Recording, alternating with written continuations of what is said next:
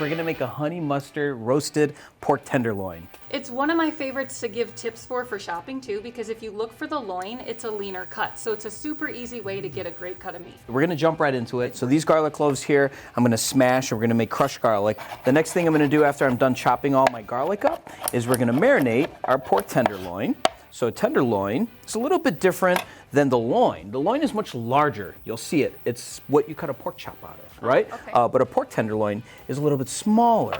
Think about like a chicken breast, right? You have a chicken breast, it's larger, but then underneath there's this little teeny tiny tenderloin that pulls off the backside. That's kind of like that piece for the pork. So this one's a little bit smaller, and it's really lean, as you mentioned. What we're gonna do is we're just gonna rub it with all of our garlic, all of our mustard here. We're gonna marinate this with the honey. We have some lemon juice. We have some herbs. You can use fresh herbs or dry herbs if you want to. And then of course a little bit of salt and pepper, and rub it all in to make sure everything is evenly coated. And this loin is kind of long for a regular saute pan, right? So what I'm gonna do is cut it in half just to make it a little bit easier to cook. We're gonna cook this to an internal temperature of 145.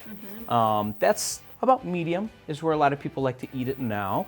We're gonna lay our pork loin into our saute pan here for maybe 3 minutes on all 4 sides as we turn it. It should be done within 12 to 15 minutes. You could also finish this in the oven if you'd like to, but we're gonna cook this to about 145 degrees.